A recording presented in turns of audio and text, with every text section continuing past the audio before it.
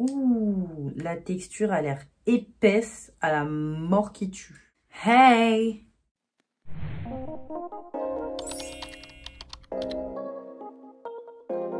Hello mes petites passions, j'espère que vous allez bien. Bienvenue sur ma chaîne. Victoria. Je sais pas pourquoi j'ai fait une intro comme ça.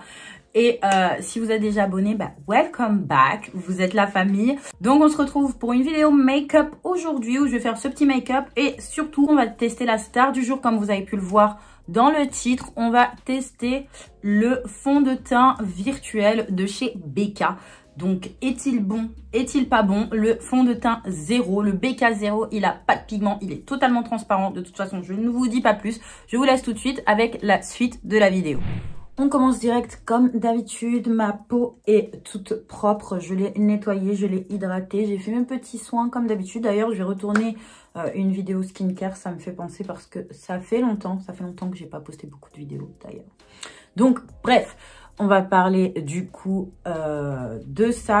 Donc, on va parler de BK0, le fond de teint virtuel sans pigment. Donc, c'est dit comme un fond de teint qui n'a pas de pigment, c'est-à-dire qui est totalement transparent. Donc, zéro pigment, rien que pour vous, pas un seul pigment pour cacher votre peau. La technologie de lumière claire floutante diffuse la lumière pour égaliser et flouter les imperfections. L'acide hyaluronique hydrate instantanément la peau. La formule qui égalise le teint rafraîchit la peau et lui donne un fini mat naturel. Donc, voilà. C'est quand même appelé fond de teint, hein, je tiens à le préciser. Et qui n'a pas de pigment, qui va juste laisser en gros votre couleur naturelle. Il va tout changer comme un fond de teint, sauf la couleur. Donc, il va venir flouter, lisser, venir égaliser le grain de peau, mais pas corriger la couleur tout simplement. Donc moi je l'ai en échantillon parce que donc c'est ça, le produit coûte 38 € et il y a 30 ml dedans, donc une contenance normale pour un fond de teint, sauf que moi j'ai eu l'échantillon, donc je vais d'abord le tester, voilà, comme ça à l'échantillon, parce que si c'est mauvais, 38 € c'est quand même quelque chose, je trouve. J'ai pas envie de gaspiller et les échantillons sont faits pour ça. Donc comme ça, on va pouvoir le tester ensemble et vous non plus, vous n'aurez pas besoin de gaspiller 38 € pour rien, ou au contraire, vous découvrirez un nouveau produit si vous ne le connaissez pas encore. Donc voilà, l'introduction là, c'est un peu long, mais je vous présente le produit avant de le mettre. On dirait une petite pastille de médicament. Je vais l'ouvrir. J'ai pas mis de primer, vraiment c'est censé flouter et tout comme l'effet d'un primer en fait. Donc j'en ai pas mis pour vraiment tester le produit en lui-même. Ouh, la texture a l'air épaisse à la mort qui tue. Donc, ah ouais, vous le voyez là, super épais. Bon, c'est ce que vous attendez tous et moi aussi, je vais pas vous mentir. Donc je vais le prendre et le mettre comme ça entre deux doigts. C'est vraiment super épais. Et venir... Je vais le mettre sur un côté, tiens. Je vais le mettre sur ce côté, par exemple. Et on va laisser ce côté nature, entre guillemets, pour voir si on voit une différence.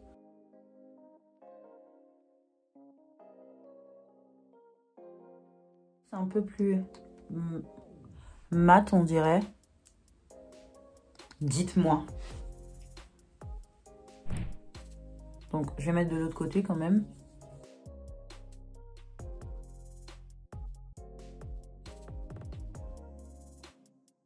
Je peux pas avoir ça. C'est pas un fond de teint. Regardez. Ça n'a même pas un peu uniformisé ma peau parce que moi, j'ai des problèmes de dépigmentation, que ce soit plus foncé et plus clair. Donc là, par exemple, si j'ai des taches plus claires comme ça, j'ai plusieurs taches comme ça sur mon visage, mon fond de teint unifie le tout, tu vois. Quand je veux du fond de teint, c'est que je veux un fini un peu plus unifié de ma peau. Pour affiner tout le grain de peau, j'utilise des bases. Donc franchement, j'aime pas. Je voulais pas dire que j'aime pas, mais j'aime pas du tout en fait. Ça sert à rien, c'est juste une bonne base pour moi. Enfin, une bonne base. C'est juste une base parce que oui, là, ça va. Ça colle un peu, mais pas trop. Donc, ça va bien agripper le maquillage. Il n'y a pas de piment. Ça a un peu matifié ma peau, mais pas desséché. ça a un peu unifié mes pores ici, je le vois bien. Mais je sais pas, il faut avoir une peau vraiment nickel. Pourtant, j'ai pas la peau qui a le plus d'imperfections au monde. Donc, les peaux qui en ont plus que moi, vraiment, faut vraiment avoir une peau nickel peut-être. Je ne sais pas, j'ai fait exprès de ne pas regarder les avis. Je sais pas, ça se trouve que je suis la seule à qui savait ça, mais franchement, je n'aime pas du tout. Voilà, j'aime pas du tout. Bon, c'est pas grave, je voulais faire continuer, faire un petit make-up et tout, un petit peu jaune et vert, c'est pour ça que j'ai mis ce petit haut, mais en fait, non, je peux pas, je pensais vraiment que ça allait faire quelque chose. Donc, je vais prendre un fond de teint, écoutez, on est dans le nude un peu, parce que c'est vraiment nu, là, ma peau est nue. Du coup, je vais utiliser mon Kiko Liquid Skin fond de teint seconde peau, donc qui n'est pas du tout couvrant aussi, enfin pas du tout. Je trouvais qu'il n'était pas du tout couvrant, mais franchement, après ça, là, après le 0 de BK qui vaut 0, je pense que je vais le trouver un peu mieux. Donc, je vais le mettre, écoutez, je vais le mettre au pinceau parce que j'ai peur que mon éponge le boit trop. On passe à la suite de ce petit make-up. Du coup, je vais commencer par la teinte claire, donc beige, la numéro 2. Ensuite, donc, je prends la teinte numéro 6.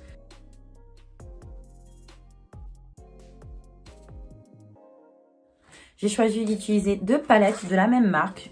Elles sont abîmées, mais c'est pas grave. Donc, la 2 palettes de chez Beauty Glaze. Donc, la Riversal Planet et la Color Fusion. J'ai déjà fait une revue dessus, je pense, si je me souviens bien. Donc, ça, c'est la Fusion, qui est trop belle. Elle est vraiment trop belle, très colorée. Et j'ai pris la Riversal Planet parce que je pense qu'il y a des couleurs qui sont plus neutres que je vais pouvoir aussi utiliser pour faire des couleurs de transition, etc. Donc, c'est des palettes qui coûtent que 10 €. Donc, foncez, les gars. Ce vert, celui-ci, donc voilà, un vert comme ça, un peu bleu, un peu turquoise, mais qui se rapproche quand même beaucoup plus du vert. Donc, je viens tremper mon pinceau dedans. Vous voyez, il y a bien la couleur.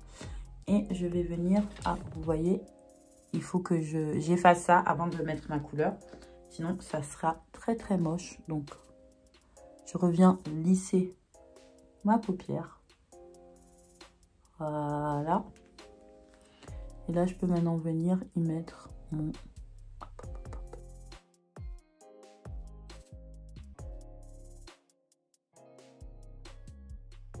Donc, je change de palette. Je prends la Riversal et je vais prendre cette couleur. Ah, il y a des noms dessus. Donc, c'est la couleur olive qui est comme ça, qui est un kaki. Super beau, je trouve. Donc, que je vais venir mettre sur mon pinceau. Voilà. Et que je vais venir appliquer par-dessus. Comme ça, sur le vert que je viens déjà d'appliquer, quoi.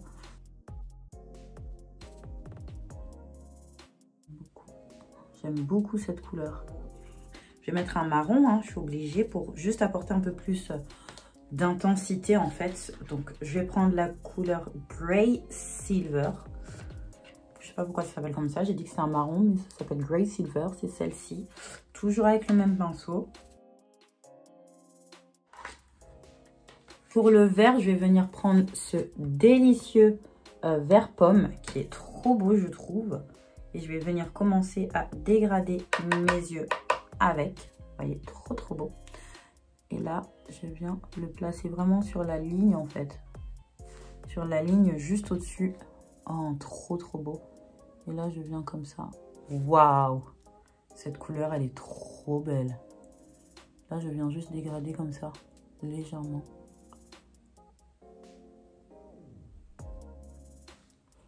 Et voilà. Ensuite, je vais venir prendre un jaune.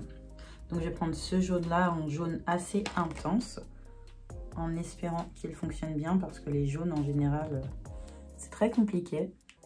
Et...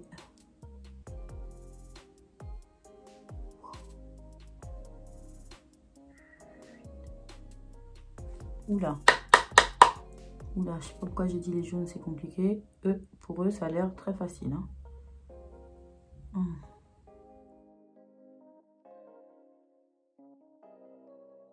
Donc, il y a ce fard qui me donne trop envie. C'est le Period.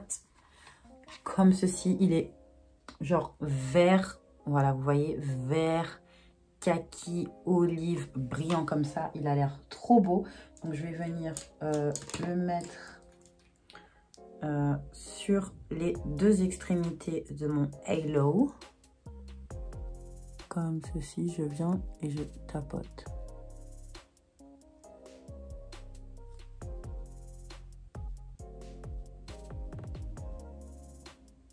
Waouh, il est trop beau. Oh, il est trop beau. Et au milieu, je vais mettre le topaz. On voit rien à chaque fois, c'est super. Le topaz, c'est celui-ci qui est juste pareil, mais légèrement plus jaune. Donc, je pense que ça ira bien. Plus jaune et plus doré, d'ailleurs.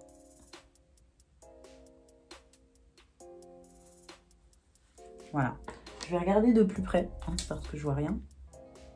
Trop beau. Trop beau, mais les paillettes vont un petit peu trop partout. Voilà. Elles sont un peu allées sur le côté... Oh, c'est trop beau. La couleur est trop belle, mais vous voyez là, ici, les côtés de mon halo sont trop marqués. Waouh, il y a des paillettes plus foncées. Je vais dégrader avec des paillettes. Je voulais dégrader avec un mat, mais je vais essayer avec des paillettes. Peut-être que ça a mieux marché. Celui-ci, c'est le Emerald. Des fois, je fais l'accent, des fois non. Bon, commencez à avoir l'habitude. Hein. Je viens essayer de dégrader avec ça. Commencer à dégrader avec ça. Trop beau. Oh, les couleurs de vert là-dedans, c'est trop beau. Pourquoi j'ai pas fait de maquillage vert plus tôt? Vous voyez, j'essaye de dissimuler un peu les traits qui sont trop droits en fait. Là, je dégrade comme ça. Ouais, là déjà, ça fait beaucoup mieux. Voilà. Je vais prendre mon crayon préféré pour ma muqueuse, c'est le Lightcore de chez Linda Alberg. Voilà, pour les yeux. Bon, on était quand même là pour tester le BK0, donc il est nul. Nul. C'est tout quoi les gars.